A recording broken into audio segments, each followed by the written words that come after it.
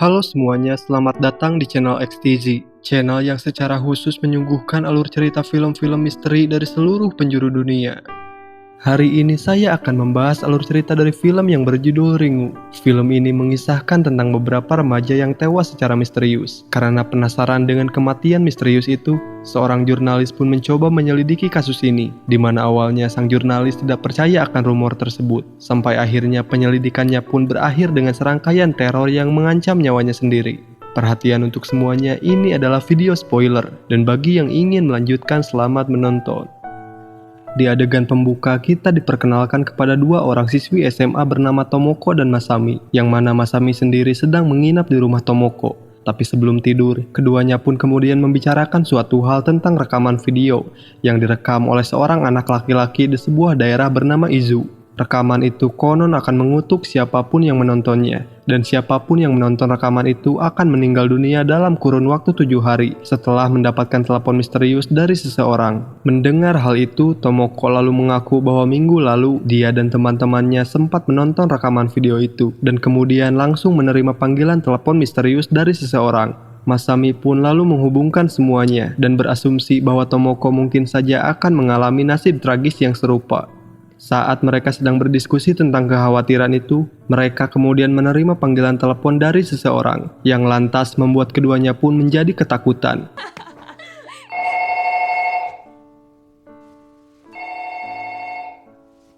Mereka berdua pun dengan sangat ketakutan mengangkat telepon itu. Tapi ternyata itu adalah telepon dari ibu Tomoko yang memberitahunya bahwa ibunya akan pulang larut malam. Masami kemudian pergi ke toilet, sementara Tomoko kemudian mengambil minuman. Tapi pada titik ini, Tomoko kemudian melihat televisinya menyala dengan sendirinya.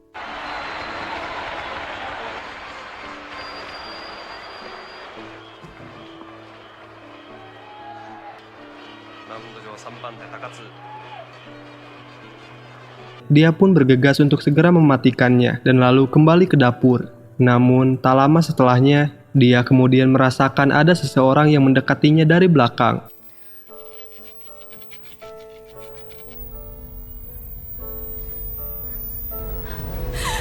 Pada saat dia berbalik, dia kemudian diserang oleh sesuatu dan langsung meninggal seketika.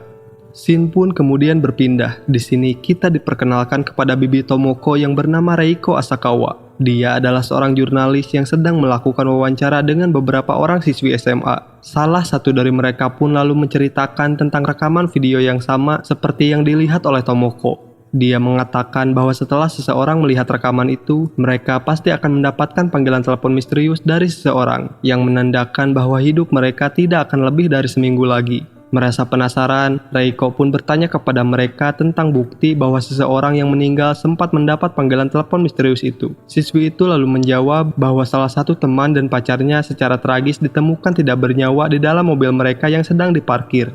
Kemudian di kantor, Reiko memeriksa artikel surat kabar yang merinci kematian seorang anak laki-laki berusia 19 tahun dan pacarnya yang berusia 17 tahun ditemukan meninggal di dalam mobil mereka sendiri. Untuk mengumpulkan lebih banyak informasi tentang kasus tersebut, dia pun kemudian meminta rekan kerjanya yang bernama Okazaki untuk mencari tahu nama sekolah pasangan yang meninggal tersebut.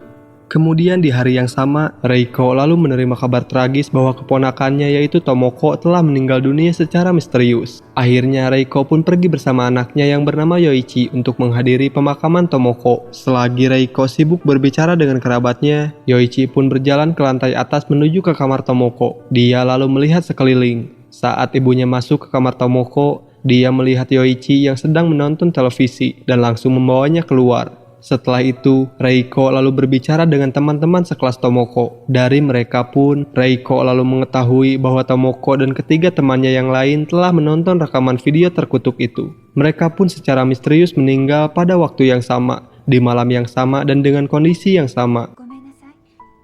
変なこと聞くみたいだけど、車の中で死んでた子もみんな同じ日に死んだの。ビデオ見たから。ビデオって？陽子が言ってたの。みんなで変なビデオを見たって。ともこちゃんも見たの？どこで？みんなでどこか泊まりに行って。とも子が死んだ時、一緒だった子がいて、おかしくなって入院してるって。Reiko juga mengetahui bahwa Masami, gadis yang bersama Tomoko pada detik-detik kematiannya, menderita trauma yang parah dan kini sedang dirawat di rumah sakit. Keesokan harinya, Reiko kembali mengunjungi rumah Tomoko dan langsung masuk ke kamarnya. Kemudian saat Reiko melihat sekitar ruangan, dia lalu menemukan sebuah album foto. Pada saat yang sama, ibu Tomoko pun kemudian masuk dengan wajah yang sangat sedih. Dia lalu menceritakan pada saat dia menemukan Tomoko yang tergeletak tak bernyawa di lantai. Kemudian Reiko pun mengambil foto yang telah dicetak. Di sini dia pun mengetahui bahwa Tomoko dan ketiga temannya yang lain sebelumnya sempat berlibur ke sebuah pulau yang bernama Izu dan menginap di sebuah tempat bernama Izu Pacific Land Resort.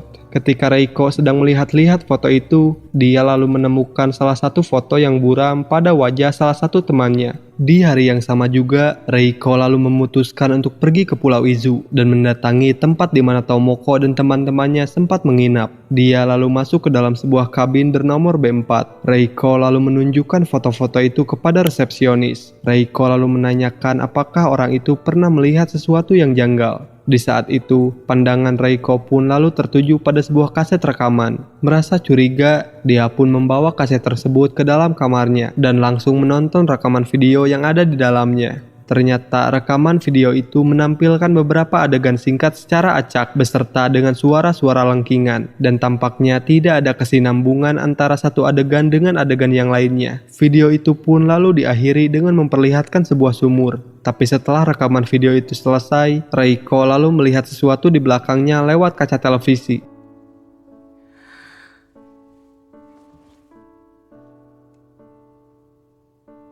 Tapi pada saat dia berbalik badan, dia tidak menemukan siapapun. Hal ini pun lantas membuat Reiko ketakutan dan terlihat akan bergegas keluar. Namun pada saat yang sama, Reiko lalu menerima panggilan telepon yang mengeluarkan suara lengkingan.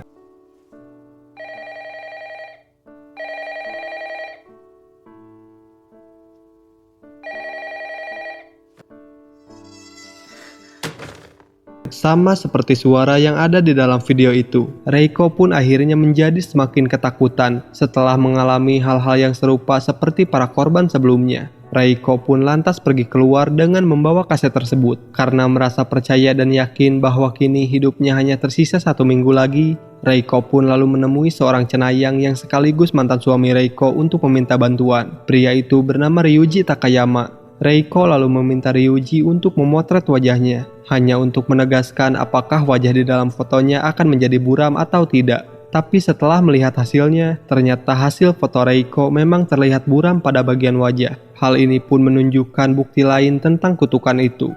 Ryuji kemudian menonton rekaman video terkutuk itu dan langsung setuju untuk membantu Reiko. Reiko pun membuat salinan rekaman video tersebut agar Ryuji dapat mencari tahu lebih lanjut tentang semua kutukan itu. Setelah berjam-jam mengamati rekaman video tersebut, mereka menemukan pesan samar yang diucapkan dalam dialek Oshima.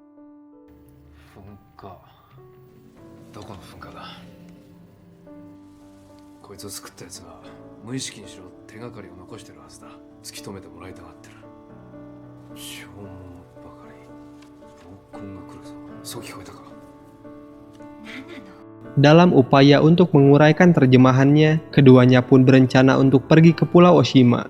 Keesokan harinya, Reiko kemudian menginap di rumah orang tuanya, hanya untuk menitipkan anaknya Yoichi di sana. Malam itu juga, Ryuji lalu menghubungi Reiko dan memberitahunya bahwa wanita dalam video tersebut adalah Yamamura Shizuko, di mana pada puluhan tahun yang lalu, Yamamura secara tragis melakukan hal yang tak terfikirkan dengan cara melompat ke dalam kawah gunung berapi. Kemudian, Reiko terbangun di tengah malam. Dia lalu melihat seseorang yang tertidur di sebelahnya dan kemudian dalam sekejap langsung menghilang. Saat itu juga, dia mendengar suara dan melihat Yoichi yang sedang menonton rekaman itu.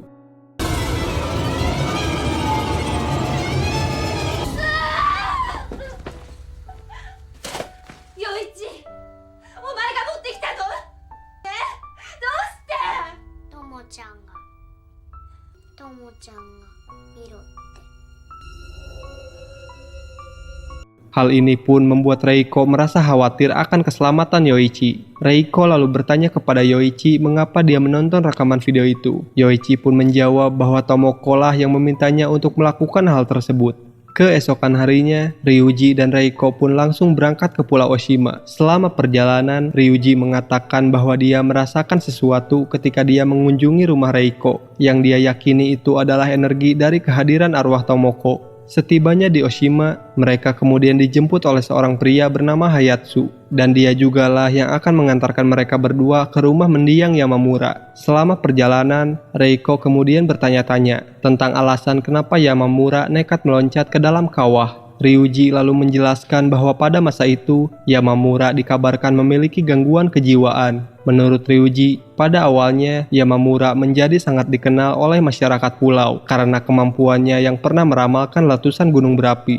Setelah mengetahui tentang kelebihannya, seorang profesor yang bernama Dr. Ikuma lalu membawa Yamamura ke kota Tokyo untuk melakukan sebuah eksperimental yang bertujuan untuk membuktikan kemampuan indera keenam seseorang. Dr. Ikuma kemudian dikabarkan menghilang setelah diberhentikan dari universitas tempatnya mengajar. Namun Ryuji tidak bisa meyakinkan apakah Dr. Ikuma masih hidup atau sudah tiada. Setelah beberapa saat, mereka pun akhirnya tiba di tempat kediaman Yamamura. Tapi di sini Ryuji tiba-tiba merasakan sesuatu hal yang aneh begitu dia masuk ke dalam. Dia kemudian membuka pintu ke dalam salah satu ruangan, dan pada saat dibuka, Ryuji pun lalu melihat sebuah cermin yang sama persis seperti cermin milik Yamamura yang ada di dalam rekaman video itu. Tak lama setelahnya, mereka juga bertemu dengan saudara kandung Yamamura yang bernama Takashi. Pada saat bertemu, Reiko lantas mendekati Takashi untuk menanyakan informasi tentang anak Yamamura. Tapi Takashi mengatakan bahwa Yamamura tidak memiliki seorang anak. Malamnya, pada saat di penginapan, seorang staf di tempat itu menghampiri Ryuji dan Reiko. Staf itu pun lalu memberikan foto Yamamura pada saat dirinya bersama dengan Dr. Ikuma. Keesokan paginya, Ryuji lalu menemui Takashi yang sedang berada di pantai. Ryuji lalu bertanya tentang kehidupan Yamamura.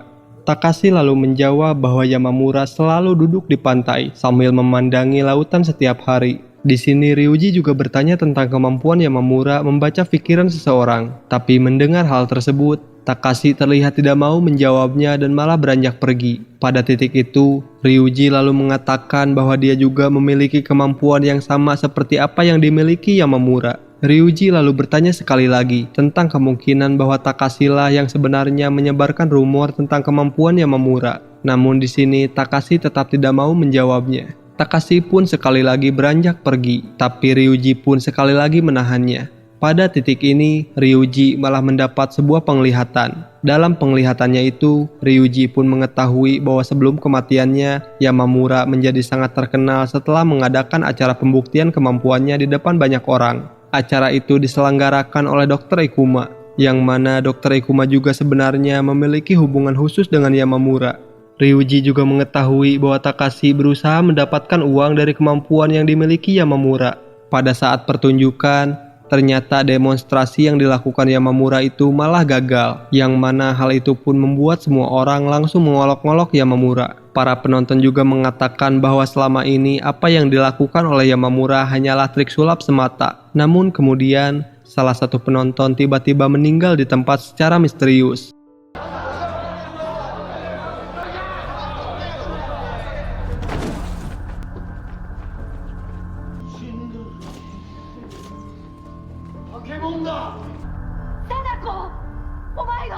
Melihat hal itu, orang-orang pun langsung menganggap bahwa Yamamura adalah seorang penyihir. Pada saat yang sama, Yamamura lalu menatap ke arah putrinya yang bernama Sadako. Yamamura lalu bertanya apakah Sadako yang telah menyebabkan kematian orang itu. Di sini Ryuji lalu memahami bahwa Sadako memiliki kemampuan untuk membunuh seseorang lewat kekuatan pikirannya. Di sini Ryuji menyimpulkan bahwa Sadako melakukan hal itu karena tidak dapat mentoleransi orang-orang yang telah menjelek-jelekan ibunya. Setelah mengetahui fakta ini, Reiko pun lalu menelepon temannya Okazaki dan memintanya untuk mencari tahu informasi tentang Dr. Ikuma dan Sadako. Tidak lama kemudian, Reiko mendapat telepon balik dari Okazaki. Dia mengatakan bahwa sama sekali tidak ada jejak atau informasi apapun tentang Dr. Ikuma maupun Sadako. Di sini Ryuji sangat yakin bahwa rekaman itu bukan berasal dari dunia manusia, melainkan itu adalah ulah Sadako. Ryuji mengatakan bahwa Sadako telah mengutuk mereka semua. Beberapa saat kemudian, seorang pria menghampiri keduanya. Pria itu lalu memberitahu mereka bahwa semua pelayaran kapal untuk kembali telah dibatalkan karena akan terjadi angin topan. Hal ini pun menyebabkan Ryuji dan Reiko harus tinggal di pulau itu lebih lama. Tapi hal ini pun membuat Reiko sangat sedih.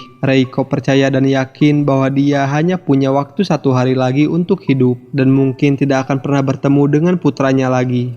Tak lama kemudian, Reiko lalu menyadari bahwa Ryuji tidak pernah mendapat telepon misterius itu. Padahal Ryuji juga sempat menonton rekaman video tersebut. Reiko lantas bergegas menghampiri Ryuji dan bertanya tentang hal itu. Ryuji juga tidak menyadarinya dan sempat berpikir sejenak. Tapi pada saat itu Reiko lalu mengatakan bahwa dia menonton rekaman itu pada saat dia berada di Pulau Izu, sama seperti tempat di mana Tomoko juga menontonnya.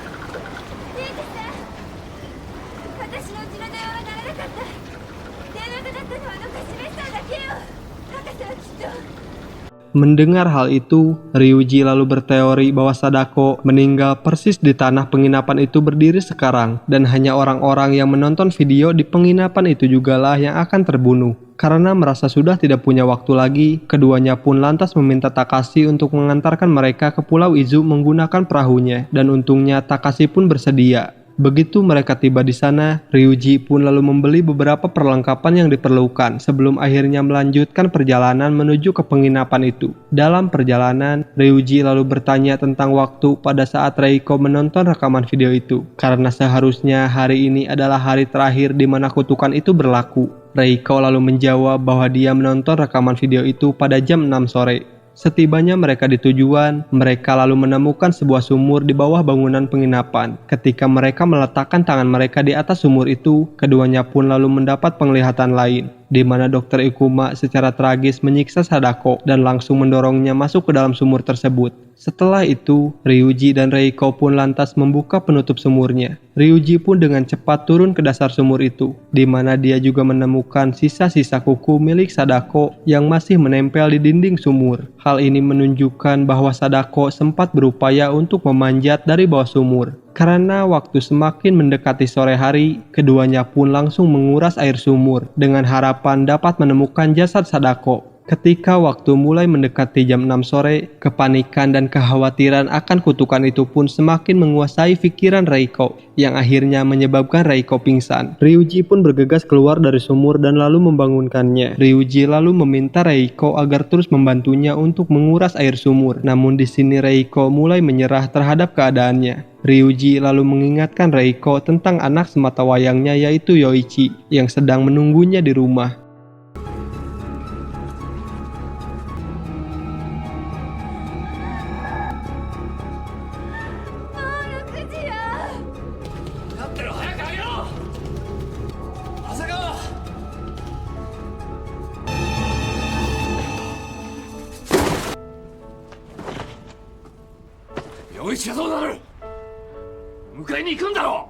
Mendengar hal itu, Reiko pun akhirnya bisa bangkit dan mulai bersemangat kembali untuk menghentikan semua kutukan itu. Setelah air sumur semakin surut, Reiko lantas melihat suatu hal yang sangat menyedihkan, di mana dia melihat rambut Sadako yang mulai muncul dari dalam sumur. Tak lama kemudian, tengkorak jasad Sadako pun akhirnya mulai terlihat ke permukaan. Tapi setelah beberapa saat, Ryuji kemudian sadar bahwa tenggat waktu kutukan itu telah berlalu, dan tampaknya hal itu tidak berefek apa-apa terhadap Reiko. Hal ini pun membuat mereka percaya dan yakin bahwa kutukan itu telah berhasil mereka hentikan. Setelah itu, kepolisian setempat pun tiba di tempat kejadian. Ryuji pun akhirnya mengantarkan Reiko pulang ke rumahnya. Keesokan harinya, pada saat Ryuji sedang bekerja, dia tiba-tiba melihat sesuatu yang tak biasa. Televisi di tempatnya itu tiba-tiba menyala dengan sendirinya. Televisi itu lalu menampilkan video sumur yang kemarin mereka datangi. Lalu tiba-tiba sosok Sadako pun muncul dari dalam sumur. Di dalam layar TV, sosok Sadako pun perlahan mendekati Ryuji. Melihat hal itu, Ryuji pun seketika mulai panik dan mulai berteriak ketakutan.